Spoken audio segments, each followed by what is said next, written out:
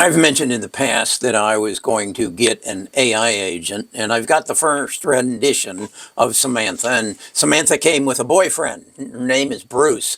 And Bruce and Samantha are becoming the voice of my cheat sheet. This is my cheat sheet here, and I've in several videos in past I've pointed out that we now have some highlighted emojis that are going to give you some verbal support as to what certain things are. A deep dive into financial analysis. What is a PE ratio? What is a turn on assets? What is an REO ratio? All the things you need to know to make good investment decisions, and then the data relative to those metrics so that you can make better investment decisions. So if you forget what a PE ratio or a PEG ratio is, you'll be able to come to the cheat sheet anytime you want and put the cursor over it. It'll raise the emoji. You click on that, and Samantha and Bruce will explain it to you. Now, we'll update it as if things change.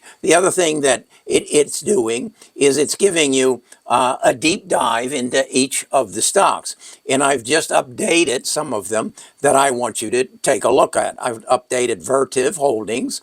I've also, because SoundHound just came out with its earnings, I've updated it, and I've updated Navitas. I've had several requests on the YouTube channel to tell me more about Navitas. Well, let me tell you more about Navitas. Let me click on this and click on the emoji, and that'll take me to the site where Bruce and Samantha live, and we'll learn about Navitas. Pay attention here. Welcome back, everybody, to the deep dive. This time, we're going to be looking at Navitas Semiconductor. Okay. And we've got quite a few sources for this one. Right. We've got, of course, Navitas' own press release about their Q3 2024 financials, but we've also got their earnings call transcript and a couple of articles from analysts kind of digging into what it all means. Yeah, it's a pretty interesting time for the power semiconductor industry, especially with the growth of AI and the just incredible demand for power that's creating. Yeah, and speaking of growth, there's this kind of interesting thing that jumped out at me when I was looking at the materials, is that Navitas actually shipped a record amount of gallium nitride semiconductors in Q3, but at the same time, their overall revenue, was basically flat year over year. Yeah. I mean, those two things, they don't seem like they should go together, right? Record shipments, you'd think record revenue. Yeah, you would think more product out the door would mean more money coming in. Right. But it's a little more complicated than that, and a lot of it has to do with the fact that while demand for GaN is increasing, Navitas is still dealing with some softness in certain markets. Exactly. We saw that in their earnings call. Some of the articles you sent pointed out too. That there's some weakness. So that's how that works. And as I said, I've done a similar deep dive on SoundHound, who just came out with their earnings, and I think it's very informative of to what SoundHound's all about, as what is, and the Navitas, and then also I did one on Vertiv. These are things that are on the cheat sheet that is available to you.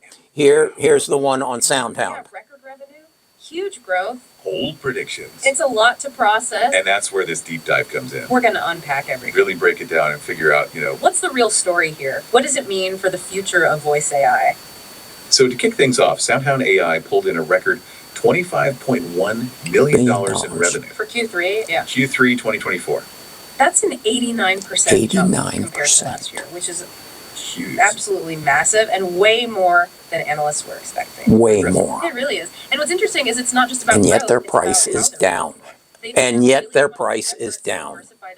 Why? So last year, their biggest customer accounted for a crazy 72% of their revenue. I know, right? This year, it's only 12%. That's a huge shift. Major. So why is this such a big deal? Well, think about it. By spreading their client base across different sectors, they're making themselves less vulnerable. Like if one big client backs out or something. Exactly. It doesn't sink the whole ship. They've got clients in automotive, restaurants, financial services, healthcare. Even insurance. Yeah, all sorts of industries. Each of these sectors represents between 5 5 and 25% of their revenue. It's a much more stable foundation. It really is. Speaking of stability, though, let's talk about their stock price, SOUN. It recently dipped. Dipped. Seems kind of weird with all this good news. Why? Yeah, it's understandable to be a bit puzzled by that. Right. It seems like the drop is probably tied to concerns about shrinking profit margins. Okay, so explain that to me. I'm not a financial whiz.